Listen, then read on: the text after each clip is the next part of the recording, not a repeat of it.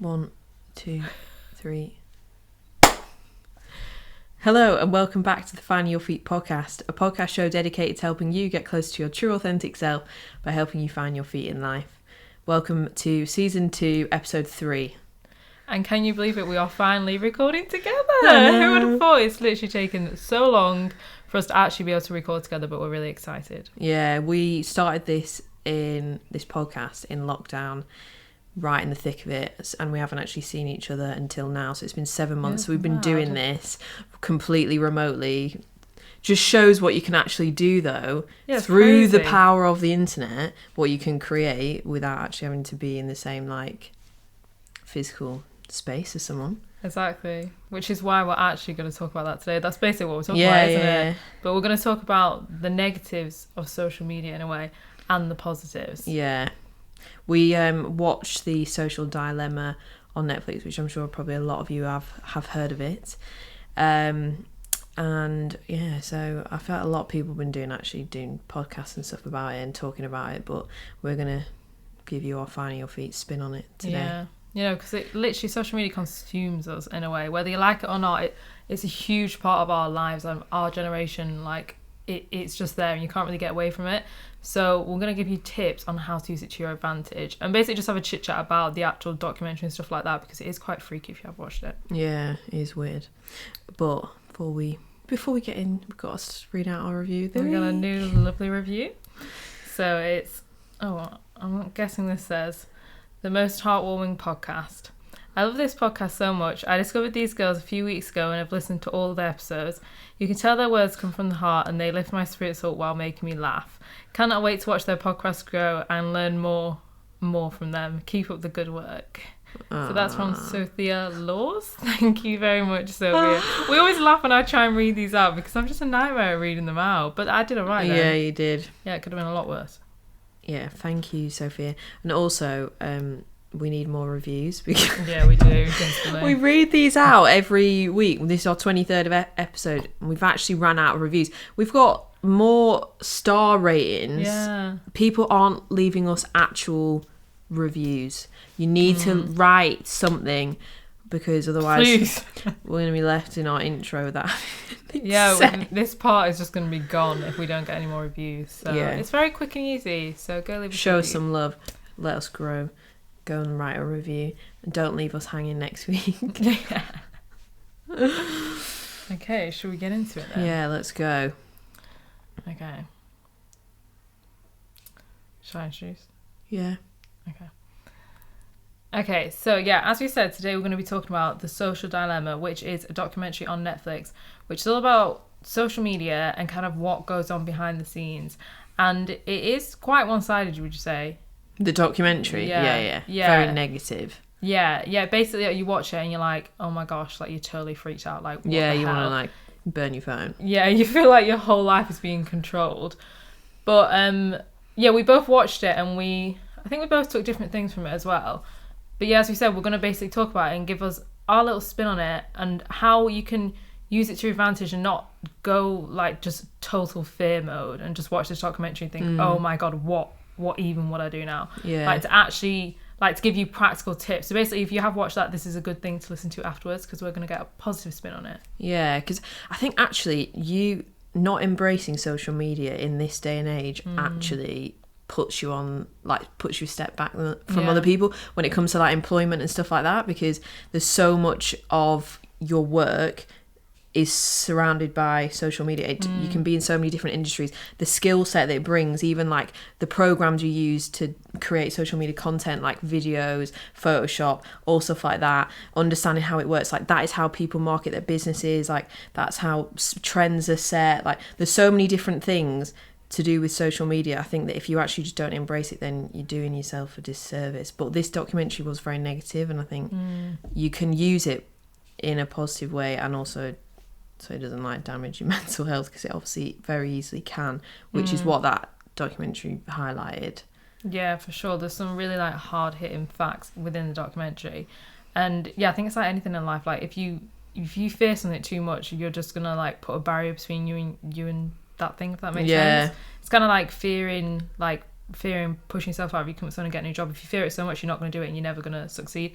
It's the same way with social media. Like, don't turn against it, because there are obviously negatives, but with everything in life there's negatives. But yeah, I'm also really interested in this topic because basically my dissertation at uni I did on social media and how the negative effects that it can cause. And I learned so many things within it, but I'm not going to lie, I've actually forgotten most of them. But some of them that really stood out to me. So if you haven't watched this documentary, they didn't highlight this specifically, but one thing that I remember hearing, which just kind of like links into all the things that are kind of scary within social media. It's like one of the things that I learned was that when you know, like likes and comments and everything like that, when you receive likes and comments, you get a rush of dopamine, whether you like feel it or not, whether you know it or not, you get this reward molecule. And then so then you obviously, like, when you're getting likes, even if it's just 10 likes or thousands of likes or 100 likes, and obviously like all these celebrities, they're getting like millions or like these TikTok things. It freaks me out how many they get. That is embedded into your brain every single time. So whether you like it or not, you are getting that rush of dopamine. So then once you don't get it, that is where this like feeling of like worthlessness comes in, and you feel like you're not worthy.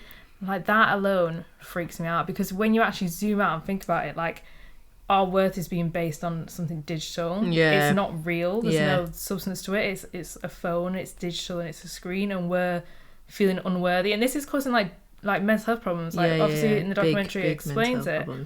But yeah, we've got some stats here to actually highlight to you like how bad it can affect your mental health. Like, that's just one tiny part of it that always stood out to me about the dopamine and stuff like that. But yeah, we've got some stats that will really show you. Yeah, so these stats are from a study in America, but from over the last 2 decades, so 2020 now, so ever since 2000, there's been a like drastic rise in non-fatal self-harm admissions to hospital and suicide cases in America in teens, like young girls. So the most like drastic like increase was in age 10 to 14 in non-fatal self-harm. It was up 189% like growth rate. Yeah, that's crazy. Which is actually insane. And then the suicide ones are really high as well. The suicide ones are actually higher in ages 15 to 19, but where this, because it's done over the last 2 decades, where it started to spike was right in the middle of the last 2 decades, 2010, 2011, and that is when social media became available on mobile. Like that. Oh my God. And that's a huge thing. And then that's when it all started to really, because it was kind of just like that, and then it went they showed it on a graph on the documentary, but it literally shot up as soon as it became available on mobile. Because we were like at school when it wasn't available on mobile, and it was just like online. It was the very early stages. We started off with MSN. Good old MSN days. Like, chatting to your friends after school on there. And then Bebo. Yeah. Well, I didn't use MySpace. Did you? Oh yeah, it's Bebo and MySpace. I didn't use that. that. So. I can't really remember, to be honest. And then it went to Facebook, and then went onto your phones, and then I do remember that when you came just everything had, like, else. Snake on your phone. Yeah. You literally just text and that was it. Yeah. Those were simple days. Yeah, so it's actually incredibly shocking statistics for... It makes it quite clear what the cause is and the main issue. And I know that we do actually have quite a lot of young listeners, so young girls. So hopefully from some of the tips that we can give today will help you use social media in a healthier way. Yeah, for sure. I honestly feel like in like say like 50 years or something, that we will look back, or even longer than 50 years, and like social media will be kind of like, some parts of it, obviously not all of it, but some parts of it will be like how people saw smoking. You know, like when people used to think that smoking was good for you. And you just you let anyone do it, like you let them do it, like it didn't matter, like we didn't know much about it. I feel like in years to come there's going to be some crazy studies on what it's actually doing, because obviously, like you just said, the statistics show that once it was available on phones, that all the suicides and stuff was shot up, and like it's like the facts are there, which freaks me out. So that's why I hope by doing this episode we are doing our part to kind of like help a little bit and take the advice ourselves, because we are like in the midst of it as well. We obviously work as well a lot on our phones. We're always posting on social media, as we always say, And that's like the same thing, isn't it? Like you're always kind of connected to it. So that's why we have built these skills, of how we kind of navigate it and help ourselves so that they can help you. Do you feel like you used to have an unhealthy relationship with it? You know, we're giving these tips now. Do you feel like you've got a good relationship now? I think it's definitely better than it was. I wouldn't say it's like fabulous. It definitely needs work, but it's definitely better. Like the morning thing, which we're going to discuss. Yeah. I definitely used to sit on it in the morning, especially like maybe college days. Yeah. You know, those college days. I remember I used to actually, one thing I used to always do you remember when Instagram was in chronological order? Yeah. Those back in the day. Pre-algorithm. If anyone remembers that, yeah, pre-algorithm. And I used to, every morning, I'd like wake up in bed and I'd refresh it. And then I had to look at all the posts until I got back to the post that I hadn't seen. Really? A bit like OCD? Yeah, I don't know. I always had to do that. And now I could not think of anything worse in my life than doing that. I would never do that now.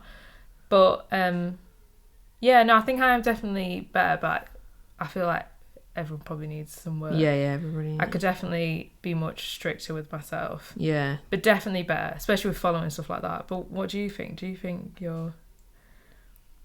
Yeah, I'm alright. I was just thinking then when you were talking about that self-worth thing, I was thinking when I was younger, when like teens, when Instagram first came out and we were like the generation that were really like on, you know, like TikTok now, it's very young and I like to go on TikTok. But it's mainly like, it's really young kids on it, which I guess was what we were when we started Instagram. Now, like, it is a bit of... kids are still on Instagram, but it is slightly older demographic than what TikTok is. Yeah. But when I remember when I had it, and people would say about how they delete pictures and repost them if they didn't get enough likes and stuff like that. I always used to think like, why are you doing that? Like, I always used to think, I'm posting for me. Yeah, that's good. And if you don't like it, I don't care, because I'm posting pictures of things that I love. And I think that's actually an incredibly healthy way to think about it. I still feel like that now about my feed. I don't really care about what I put on there. Like, it's all for me. But I definitely spend a bit too much time on it, for sure. Like, it's more like being sucked into it, rather than like, am I, like, where's my worthiness in relationship? But I actually think that might just be the time of when we started to use social media a lot versus the age of who we were when we were younger, the age that they're getting on it. Because when we were in year 7, which is when you're 11 at school, we had MSN and that was it, and maybe Bebo. So you chat to people on there, and that had its problems because you took some weirdos on there, like weird people could add you, and you know, a few bullies from school might send you some mean messages.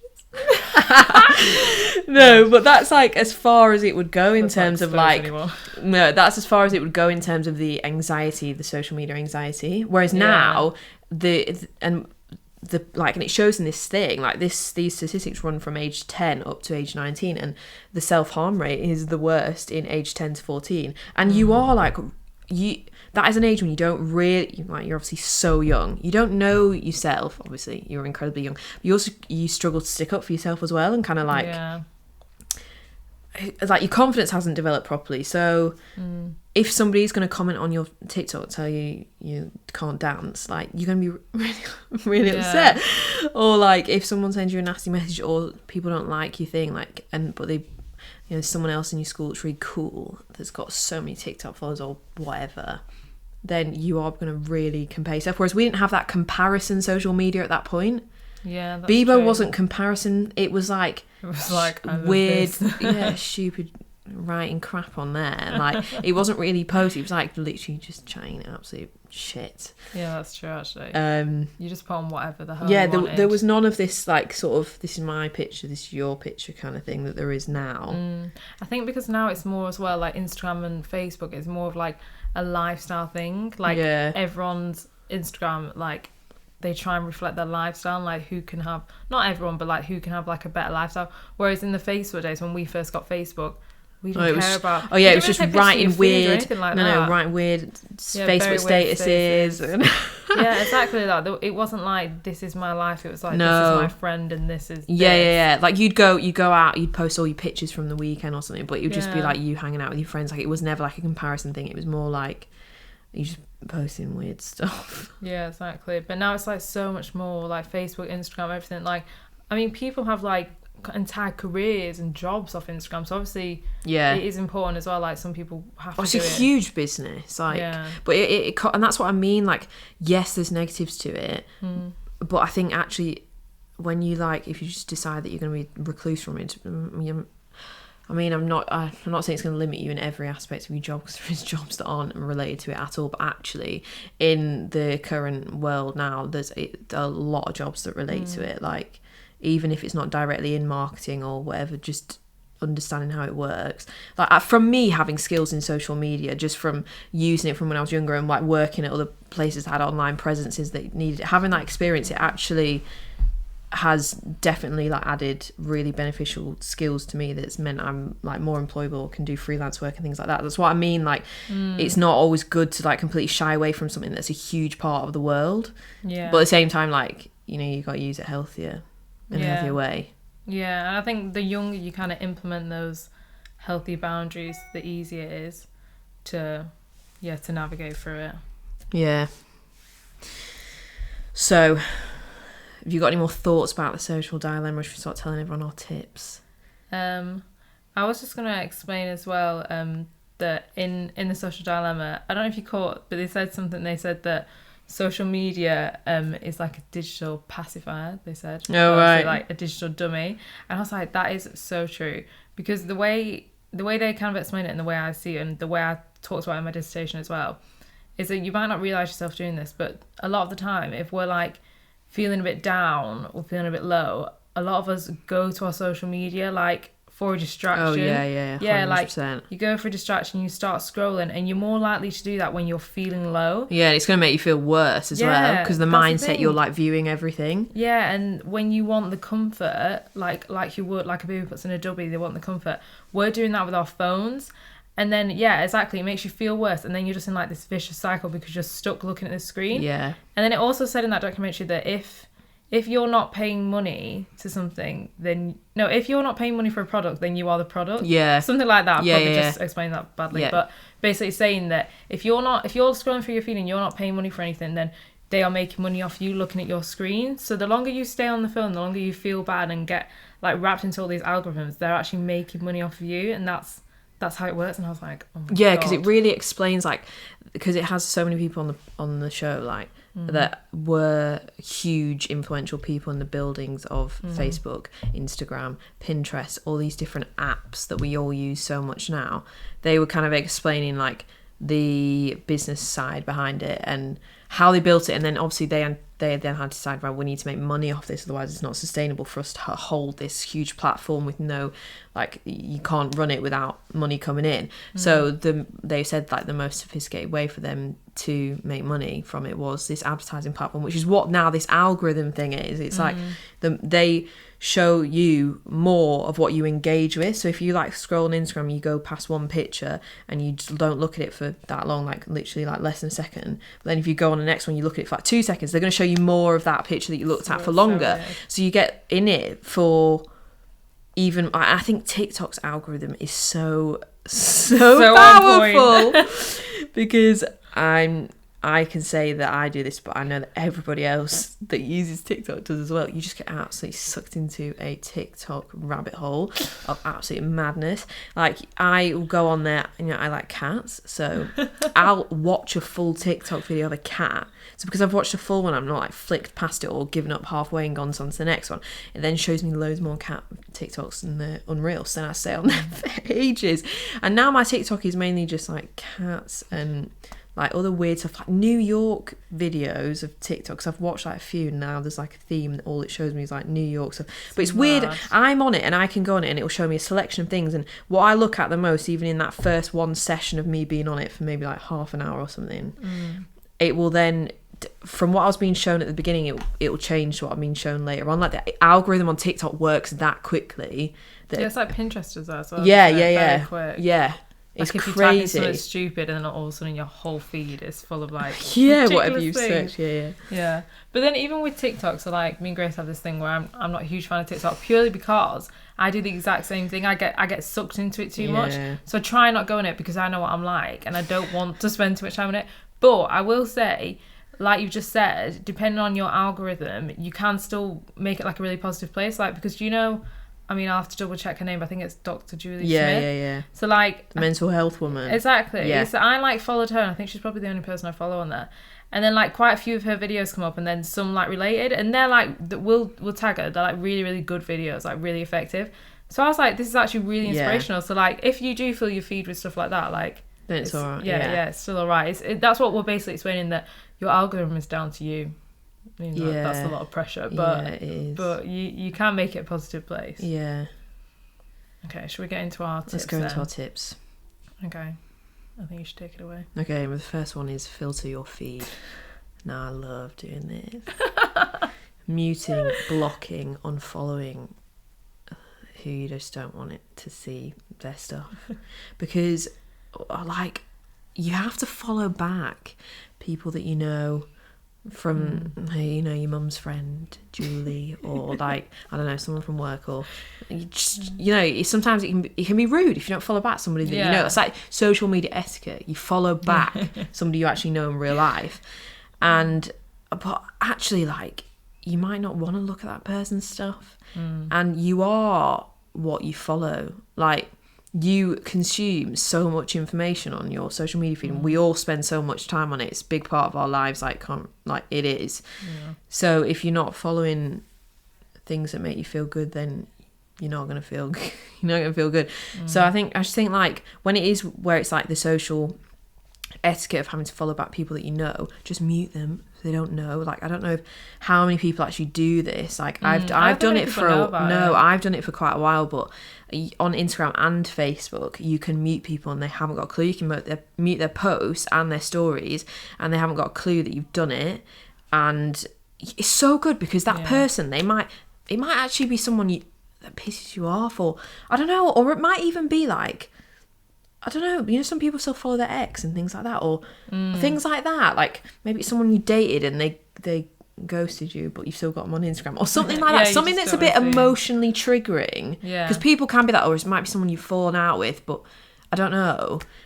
Or something's happened in where it just doesn't make you feel good at all to look. It's like an emotional response. Yeah. Just mute them. You actually forget they exist. Yeah, I've done it to a few people, and I've been like, and then you suddenly remember them. You're like, oh, but you forget because they disappear from your feed. Yeah. You forget they exist because it's a thing. Like, and I feel like I really do this, especially this year where we spent so much time indoors, and I like have been in the countryside indoors for most of this year, like away from so many people, that then what I see on social media is how I view the world.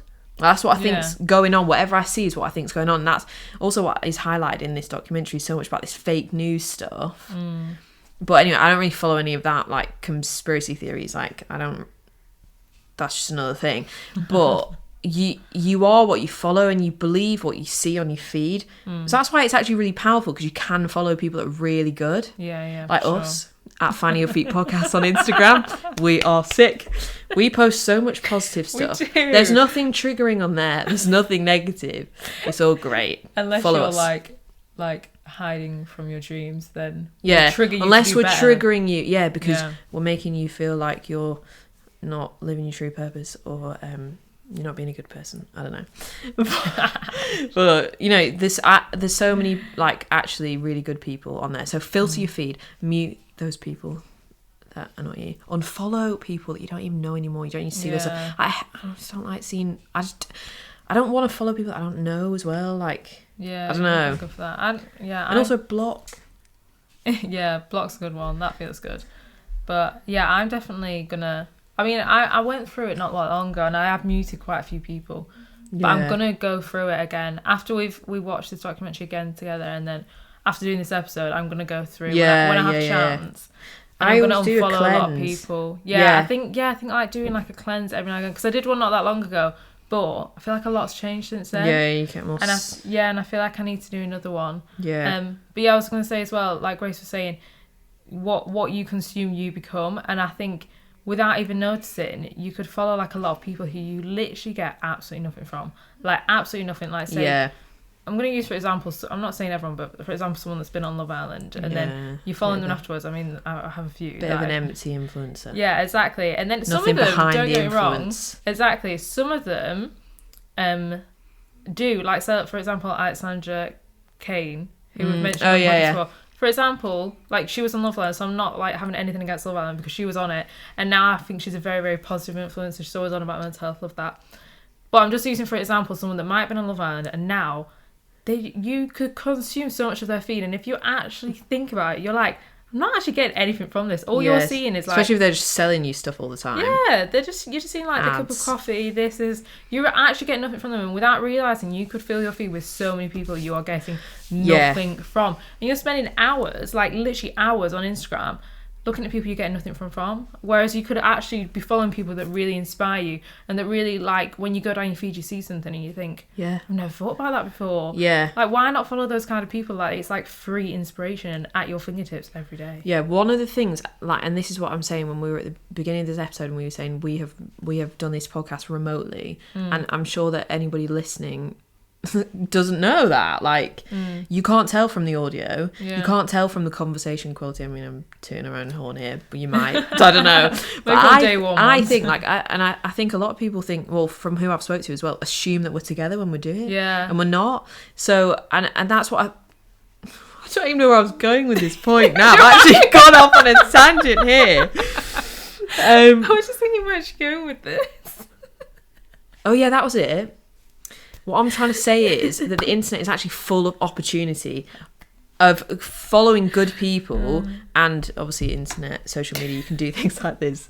I don't know where I was really going with that, but anyway. No, I get that completely. No, like, we have access. What we have, our generation, that other people haven't had in the past, is that we have endless opportunities to build something at our fingertips, and that is all as well through the power of social media. That's what I meant from this. We have built this podcast as an idea during lockdown. Could we have done that, like, I don't know, 5 years ago? Like, I don't know. Like, everything now, we have so much more opportunity, and we also have massive opportunity to look into the minds of the most smartest people in the world through following them on social media.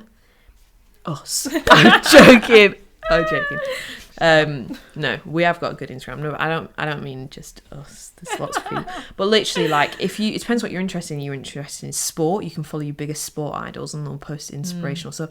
You can follow business leaders. They share so much information. I feel like a lot of the stuff that I've learned in my life as well, that has given me skills to be, like, better employee or more employable or know how to do stuff, it's all been self-taught through the internet. YouTube, even social media, Instagram. Like, I've checked, and my feed now is just full of people that share really useful information. I actually have so many screenshots. I have conversations with people on there that are sharing information about things that I want to know about, that is really beneficial to me. Like, and that's the thing. Like, you don't need to follow these empty accounts that don't really serve anything other than showing you pictures of them out at the weekend, like living the best life that probably isn't the best life. Like, it's all staged. Like, there's a different side to social media that is full of people that can really actually influence how you think in a different way. Like Florence Given. Yeah, so, I was like, I didn't know about her until you obviously told me about her, and we read her book and stuff. And I've learned a completely different way of thinking from her, and, like, she kind of, like, opened my eyes to things that I was totally blind to. But so much that you can, like, obviously that's the thing with that fake news thing, like, you can start to really believe loads of weird stuff, but actually, like, if you just choose well, like, you can follow some of the most amazing people. So I'm, like, with podcasts and things like that, like, you're getting to look into the minds and the way that people think of, like, people that have built the biggest businesses in the world, like some of the smartest people, like doctors, like, whatever you're interested in, you can listen to them talk, and you didn't used to have that. And that's one of the amazing things. Yeah, especially when you're saying that about, like, what you fill your feed with will, like, shape your mind. Yeah. As well, especially because, you know, like, recently we've been receiving some messages from people that listen to our podcast, and they're saying that, like, they're making big decisions. Big life changes. Yeah, from listening to us speak, which is amazing. That they probably they might not have made if they hadn't sat there and dedicated their time and filled their feed with, like, positive stuff. Yeah. So that's, like, amazing. Like, even though we think our phones are just like, oh, they're just these digital things in our hand, but what you actually consume will shape your life. Like, I have so many, would you say, like, standards in a way from following Florence Given. Yeah. She is a life changer, and she will ruin your life in the best way possible. Yeah. As we always say. But yeah, like, if I never had followed her, I don't think I would have similar morals that I have now, which is like crazy. So it's actually really amazing. Yeah. So filter your feed. That's our first tip. Yeah. Okay. And our second tip is to be conscious with how much time you actually spend on social media, because you can very easily run away with yourself. And I think that's such a weird feeling, isn't it, when you look up from your phone and you're like, oh my God, I've just wasted so much time. Checking your screen time. Mine's awful. But I really want to actually know what mine is from before Corona, because I have spent so much time inside in lockdown that actually the way I connect is through my phone with my friends. Yeah. So I think that's why I spend a lot of time on it now as well, is because that's how I'm like connecting with people. WhatsApp, like calling them, like looking on the Instagram because you see what they're doing. Whereas I've been with you this week, I've not been on it as much. Yeah. Like if you check my screen time, it's probably like halved. But mine's been really bad in lockdown. But that's like a good confession. Yeah, because I do think being in the house all the time is obviously going to affect just it. Like that's why now I think we need boundaries. And we need to speak about this more than because ever. you just pick it up without even thinking. When it tells you on it tells you like how many times you pick it up. Yeah, it does. That freaks me out. Yeah. Because we do it without even noticing, don't we? We're just like all the time. Yeah. One of the things that this documentary really showed was like, for me, was to be like, wow, I need to be more conscious about the time I'm actually spending on this, because it explains so much about the algorithms and how they work to capture your attention, and the kind of notifications they send you are like literally uniquely made for you. Based on what you engage with, they're going to notify you on that, not something else. Like, and they send you things like, on Facebook, I never check it because it's just a weird platform that I just don't ever use. I don't post anything on it. I don't care what anyone is doing on it. It's just like a platform that I just don't bond with. So I never go on it. But it sends me emails all the time telling me about crap on Facebook that's happening. Like, this person's posted a picture. I'm like, you're emailing me that because I haven't been on that app for about 5 years.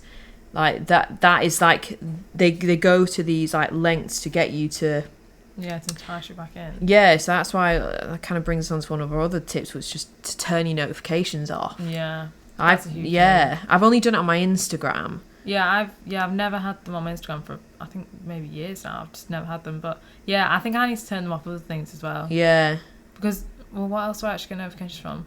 I get them from WhatsApp, Facebook, but WhatsApp's quite important. WhatsApp's a hard one, because if your friend texts you, I'm in trouble and you don't see it, then if you're going to feel guilty. Off. I'm sorry, love. I've got my notifications off. But no, I think, because I can't remember if it was you or my friend that was explaining to me about the notifications, that I think in that documentary they were saying you should turn off all notifications, because then you realise how much you check your phone without needing to. That makes sense? Yeah, because you would only check it. No, you would check it to like see if you've got notifications where... No, I don't explain that well. Basically, if you're always getting notifications, you're always going to check your phone. So I think not having notifications when you actually go to check your phone, it's because you like actually want to. Yeah. No, I get you. You get what I'm trying to say. Basically, it's beneficial. It's like intentional. Like with Instagram now, like because my notifications are off. I've just only done this in the last month or so, like because I've heard quite a few people talking about it, like turning notifications off. So I started with the gram. And now, if I want to check it, like I have to on purpose swipe down my phone to see them. So I'm like intentionally, right, I'm going to check my Instagram notifications now, rather than like it's showing me things and I'm kind of out of control with it. Yeah. Because the thing is, it really actually affects your productivity as well. Like, with working from home so much now too. Like I know obviously you've not been working from home, but like loads of people have, like you've got your phone there all the time. Like it actually just fucking distracts you so much. Yeah, that would distract me so much, I think. I think as well with Instagram, because going back to the likes, I think for likes as well, it's definitely good, because even if you don't think your value is based on likes or whatever, like I still don't think it's healthy to post a picture and then see the likes popping up or not see the likes popping up. But I don't think that. I just find that a bit odd. So I would definitely recommend it. If you're going to turn off your notifications or anything, definitely start with Instagram. And then work your way through. I'm going to turn off some people have like all of theirs turned off. Yeah, it's probably good.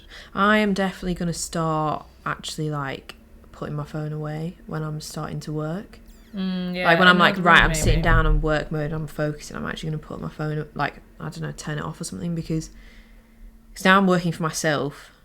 I don't have to I don't need my phone to notify me if there's somebody else, and my colleague or whatever, that needs to tell me something, because I'm just working on my own. So I could actually just turn my phone off and get into full focus mode. Yeah, for sure.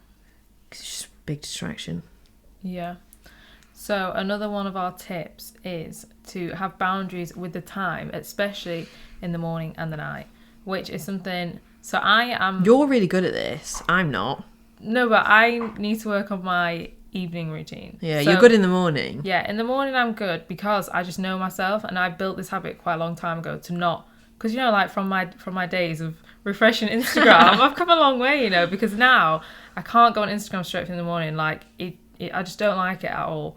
So I make sure I don't go on my phone for like, well, at least scrolling for sure. I don't scroll for at least half an hour. Like I get up, I do all my morning routine, which I spoke about a million times, usually meditation, workout, something like that. I get ready, everything like that. I try and not go on Instagram or anything until I'm like on my way to work. And then even if I try not to do it then. But I think that is really beneficial because I don't know how people scroll in the morning, like first thing. So a morning scroller here. I go for a morning stroll, yeah. A morning scroll. It's really bad. I just don't, do you not feel like, honestly, I feel like if I do it, even if I'm seeing positive things, which is actually good because sometimes I go on Instagram and it is just positive quotes and stuff, which is nice in the morning. But I don't know, I just get like this panic. I might get up. I can't do it. I need that panic. I'll give you it. I think I've been worse again this year because working from home, there isn't as much of a panic to get up and get ready. I because have a panic to get up. Yeah, because you don't actually need to go and get on a train or drive to get to work. Like you're already at work. You just go to your desk. So, you feel a little bit more like you've got more time to just not have to rush as much. I've got time. I'll have a scroll, and then you like get sucked in. But I'm like consciously aware of it, and I don't do it every morning, but I do quite a lot. Do you go on TikTok in the morning? No. It's too much for the morning. Yeah, see that would it's the gram. It's the gram. I just automatically go to it, like so unconscious. That's funny. I go on Pinterest sometimes in the morning, but that's because I feel like Pinterest is very like disconnected from everyone. Oh yeah, Pinterest. You know what I mean? I don't find Pinterest addictive at all because there's nothing. There's no likes. There's no. It's none of the pictures are connected to anybody. Yeah, which gives them no weight at all. So that there's no comparison. You're like comparing yourself to some like picture of someone jumping in front of the Eiffel Tower. You don't know who they are. Like it's the same way you actually don't know who this person is on Instagram as well. But because there's that profile and that name and there's weight behind it, it's more real. Whereas on Pinterest, it's just like inspo pictures. So I actually don't find it addictive at all. It doesn't negatively impact me. No, I always see positive quotes on there. So that's why sometimes I go on in the morning and before I go to bed because I always think it's full of like really with some positive vibes. But one thing, like I just said, one thing that I've heard a lot of people say is that it's really beneficial for you to like not go on your phone for at least an hour before you sleep, which I do not do. I know. I really need to do that. I need to put it away because that's probably the time that I scroll the most and like look at people and like and same. And I could be reading. Like I really need to get back into read reading more. Yeah, because I go through stages where I'll be really good at reading and then I'll fall off it a bit. So you've heard it here first. I'm setting myself a new task. I'm gonna join you. Yeah, it just even like I'm gonna like say it's like 10 pages in the evening. Put my phone completely down. Put the alarm on outside. Do the reading and then go to sleep. Yeah, because a lot of people say like you should put it away in a different room. Yeah, I have tried that before, but then how would you wake up unless you had an alarm clock? But yeah, no, I'm bad in the evening. I'm bad with TikTok at night. Yeah, you're bad. It's my little guilty pleasure. Yeah. Like before I'm going to bed, I'm like, just have a little scroll on that. And then you're there an hour later and you're like, now I've gone to bed really late and now I'm going to be tired tomorrow because I've spent time looking at this pointless 60-second dumb ass videos.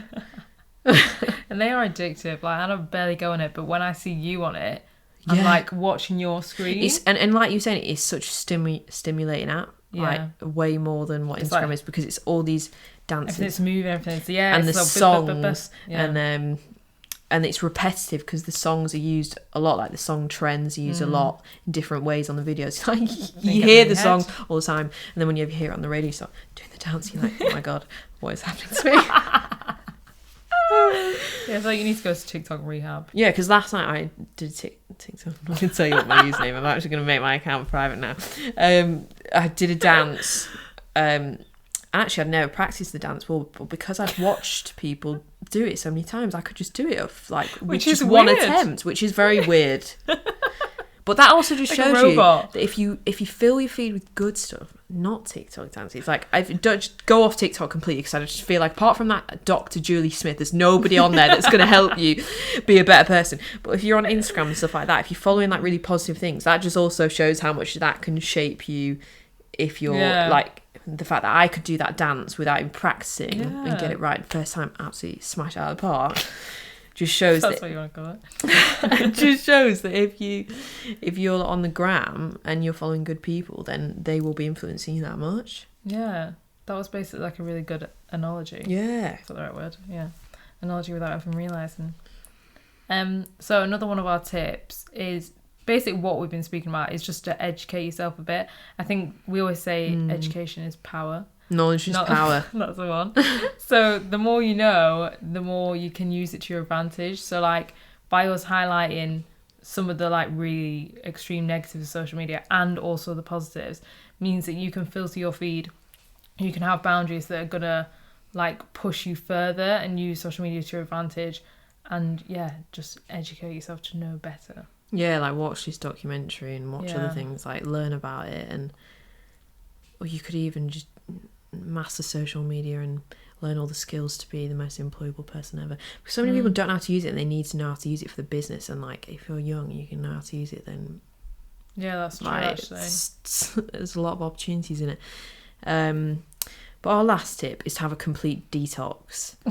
So like, delete the apps for a few days. I've got quite a few friends that do this, and I've done it before, even during lockdown when I was on furlough and everything was like full on locked down. You weren't going anywhere. No one's going to ring you up and invite you out somewhere. No one's expecting you to be anywhere. I just turned my phone off like 2 days. I was just like, I just need a break from the world. So beneficial. I was saying to you the night when I was doing my graduate collection, I deleted Instagram for like 2 weeks, and I honestly thought I was never going to get it back. It was like the weirdest thing. I feel like I entered another world that nobody else is in, and I was like, I couldn't quite believe it. And then I got it back for some reason. I think I wanted to update my actual graduate collection Instagram. Yeah. So I was like, I'll just get it back. And do you know one thing I've actually noticed, that even though this isn't really positive, like detoxes and deleting all your apps or turning your phone off are really, really beneficial to disconnect. One thing I would say is that I think when you do it, when you get them back, you don't go, oh, I'm just going to go on it a bit. You just go straight back to square one. That's what I did. I was like, I'm going to get Instagram back. But I'm like, I think it's pretty pointless. Like, I can't believe I even had it, blah, blah, blah, blah.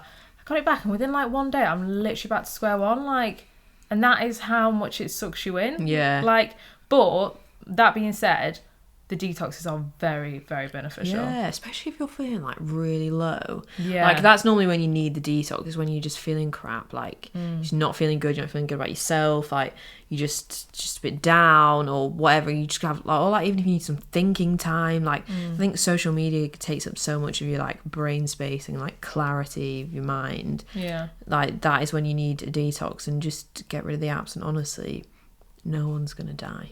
Exactly. Your friends aren't going to not be your mates anymore. Everyone will be there when you come back, if you want to come back. It's social media, but just having it takes quite a lot of discipline at first, to remove them. But that's when you need it the most, is when you're feeling bad, because like that's when you like negatively use it, because you go on there like you're already feeling negative about yourself, feeling bad about you. Then you go on there and you're viewing your feed in that with those glasses on of I'm crap or whatever, and so you're looking at everything else and you're comparing everything.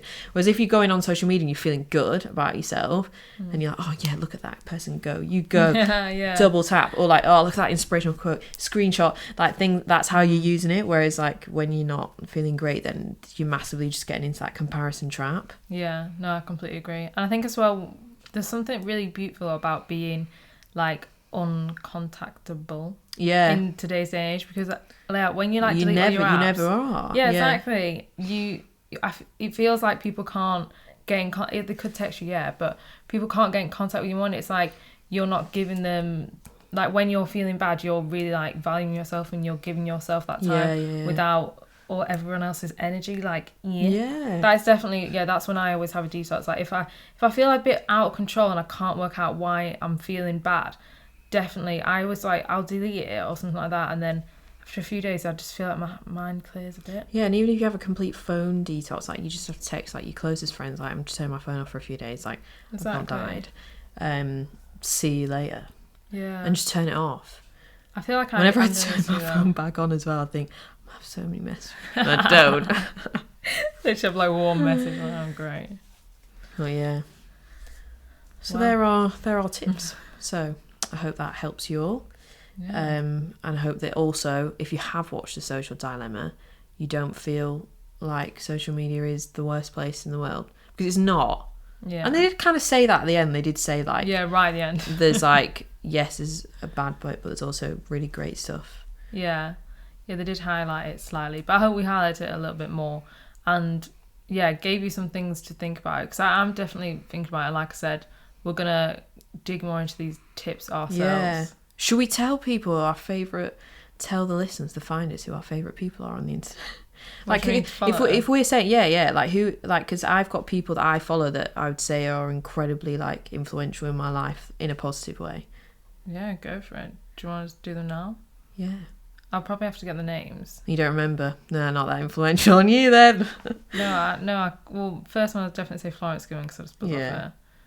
There's someone called, this one I don't want to say the name of, Ruby Rare. It's a really good one. But she's like... We can put them in the show notes if we say it wrong. She's for like feminism. I mean, the obvious ones like Jay Shetty and stuff. I love everything he puts on. This is like on the pressure. I haven't even thought about this. You list them and I'll have a think about my other ones. One ours are probably quite similar as well. One person I've discovered this year that I love is Melissa Wood Health. I need to follow her. Yeah, she's got an app, a fitness app, but it's like very different vibe to most normal fitness apps, and she's massively into like meditation and mindfulness and stuff. She's really good. Stephen, I think she's called @Stephen on Instagram. He was like the CEO of Social Chain. He's got a podcast called Diary of a CEO, which is also a great podcast. He's the one, you will have 100% seen him. People share his quotes all the time. He puts the best like thought-provoking statements on there. I think Gary Vee is a good one. To get you like, oh my god, truth bombs. If you own a business or you're starting a business, like he's got so much good advice. Even if you're like, for us, like running a podcast, like he's got advice about that. Like he tells you so much stuff, and he also like talks a lot about how to deal with haters, like and how to use social media in a positive way and stuff as well. Yeah, for sure. Who else? I'd say in terms of manifesting, like Gabrielle Bernstein. Yes, I was going to say a completely different name then. No, totally I know what you were going to say. She's fab. Yeah, she's got loads of books as well, like The Universe Has Your Back and stuff like that. Yeah. Yeah, there's so many people. There's so many people. I would probably have to look at my Instagram just to jog my memory. But yeah, I would definitely say like Jay Shetty. Russell Brand, I think he will get you thinking no matter what. If you go on his feed and look at his videos, it's just so... there's so much... He's just a great guy. There's so much to him. There's so much that he comes out with. There's so much stuff he says that I don't understand, and that's why I want to learn from him. Yeah, Megan Lane as well. We've mentioned her quite a few times on our podcast now. Yeah. But she's really funny as well. There's so many people. We'll link our favourites in the bottom so you can follow them. But make sure you filter your feed. And make sure you fill up your brain with good stuff, not junk food. TikTok sometimes is a treat, but all in moderation. Yeah, sure. Treat yourself on a Saturday evening, go on TikTok for a bit. Yeah, but just not on a Monday morning. Like Grace. Yes. So I think that kind of brings us on to our quote of the week to round off the episode. So it is, the same light you see in others is shining within you too. I think that's quite nice in relevance to comparison issues that you get from social media. And I actually think like we just don't see a lot of the beauty that we have in ourselves, and because we just are staring at somebody else and their perfect life, and they're actually then looking at you thinking you're unreal and perfect. Yeah. And actually we're all unreal and beautiful. Exactly. And if we never realise it, we're always just going to be like comparing ourselves and looking at other people thinking, I want this, I want that. Yeah. That's why you have to appreciate what we have in the moment. Yeah. And know that the beauty is within you. That is a lovely quote. When I heard that, I was like, oh. Yeah, it's really nice. But anyway, thank you very much for listening, everybody. Yeah. It's been so fun, right? Yeah, I've really liked sitting next to you and doing this. Yeah, me too. Quite sad now that this is but we can't do this because we don't live near each other anymore. Anyway, hope you all enjoyed the episode. You know what to do. Subscribe if you listen to Apple Podcasts. Leave us a review, please, because we've got none left to read out. Follow if you're listening on Spotify, and if you are watching us on YouTube, because we put them on YouTube now, subscribe and like, or whatever you do on YouTube. And yeah, thanks for listening. And if this has helped you, and you think you've got a friend that you think, wow, they need to hear this, like they're so bad with social media or something like that, send it to them. It's very, it's not sending somebody a podcast. It's, oh, this is so good. It's like a very subtle, non-offensive way to tell them you've got a problem. That's so true. Just like, I really enjoyed this episode. You don't have to say like, totally check you're going to benefit from this. So good. Yeah. So share it on your stories. Send it to somebody that might need to hear it. But yeah, thank you for listening. Yeah. And we'll see you next Wednesday. Bye. Bye.